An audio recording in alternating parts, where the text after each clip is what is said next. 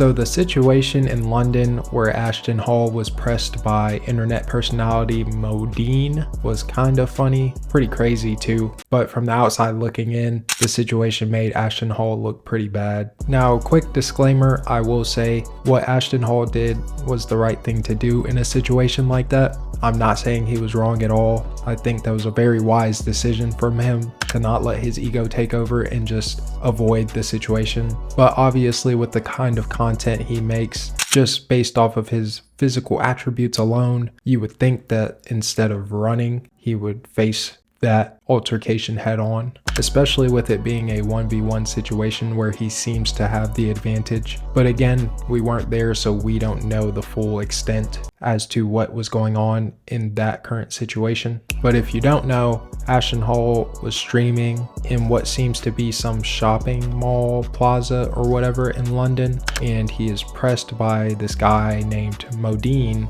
who I don't know who he is, but I think he's an internet personality, some guy that does some sort of social media stuff. We Sam, bro. What's good? Remember me? I'm the guy from Ashton Speeches. Huh? Yeah, much love, much love, much love.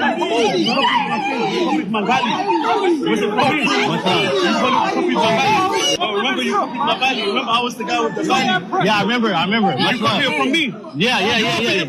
The moment that Modine starts speaking in what I believe is Arabic or whatever foreign language he was speaking, Ashton immediately takes off and runs. Are you gonna tell the world who you stole this from? Much love, bro. God bless you. God bless you.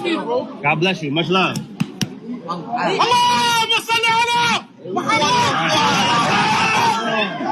God damn. Wow. Dang, you following us too.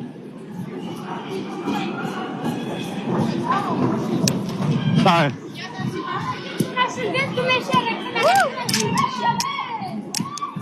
Now, during the altercation, they were doing a little back and forth. Ashton wasn't really giving Modine any energy, but Modine started coming at him kind of aggressive. Ashton, being, I guess, the passive person that he is, was not trying to go for it, and Modine amped it up a little bit, changing his language and causing Ashton to just evacuate the situation. Now, obviously with the internet, everyone's been clowning him about it, him being so big and doing all this fitness stuff on his social media. People were just having a hard time piecing together why Ashton would run from a guy like Modine. With the type of content he makes, you would think he would be prepared for a situation like that, especially being that he had bodyguards with him as well. Again, Ashton is right in making this decision, because I wouldn't suggest anyone press up on people like that. But at the same time, if I'm him, I'm shooting that fade. If someone comes up to me and starts disrespecting me or approaching me aggressively, I'm not going to take that. I won't stand for that. And I'm not saying that as if I'm this tough guy.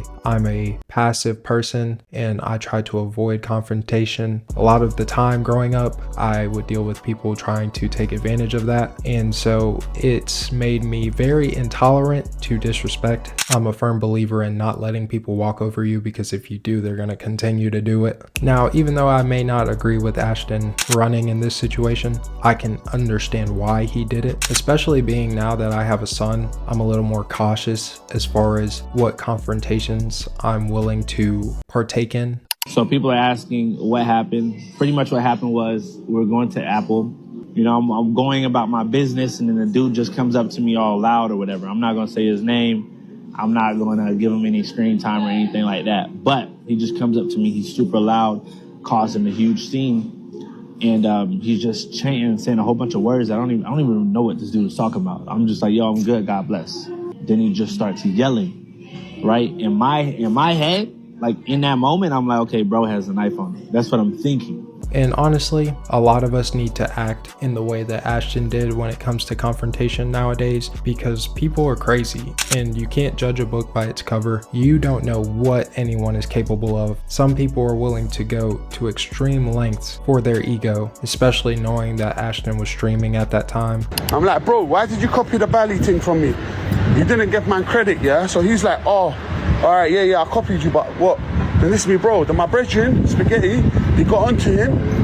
Spaghetti started buzzing on him. I was telling Spaghetti to calm down. He got shook.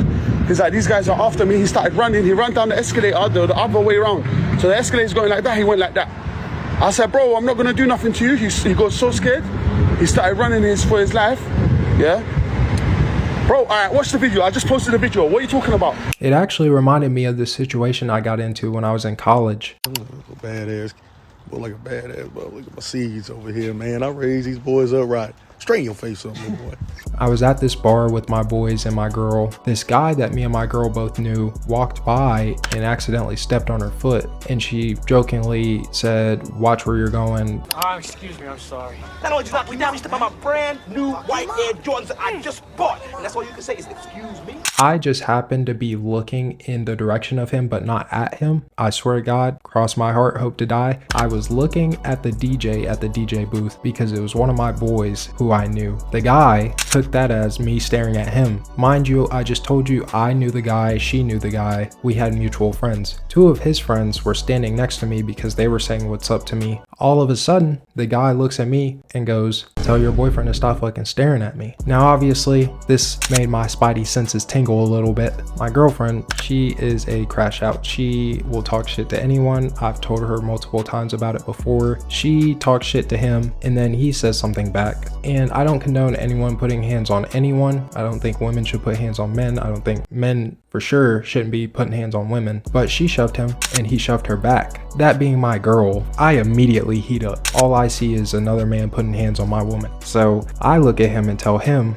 if you want to get active, we can get active. Obviously, he didn't like what I said. One of his friends that was standing next to me didn't like what he said particularly, or what I said. So he looks at me and goes, "What do you mean by that?" Now, after that part, things get a little blurry. I can't really remember what happened after that, but I do know words were exchanged. And then eventually my girlfriend was like, "Hey, let's just leave." But on our way out, we get outside and the guy and his friends file out behind me. The guy approaches me. He's like, "Where do you think you're going?" I said, "Nowhere. I'm right here." A fight breaks out. Now, I said earlier my boys were there too, but obviously in the heat of the moment, I'm not going to pick up my phone and be like, "Hey, I'm outside getting surrounded. Y'all get out here." In the midst of all the commotion, one of my boys ends up coming out, grabs the dude that I'm fighting with, the guy that the whole situation started with. Around me, his friends are still heated. His boys are literally trying to sneak me off guard. I'm not feeling comfortable whatsoever. I'm literally bouncing around trying to avoid getting snuck and knocked out. My other friend who was there, he comes out of the bar, sees my boy holding the guy. When he sees that, he runs out there and sneaks the guy that my boy's holding back. Everybody's scrapping again.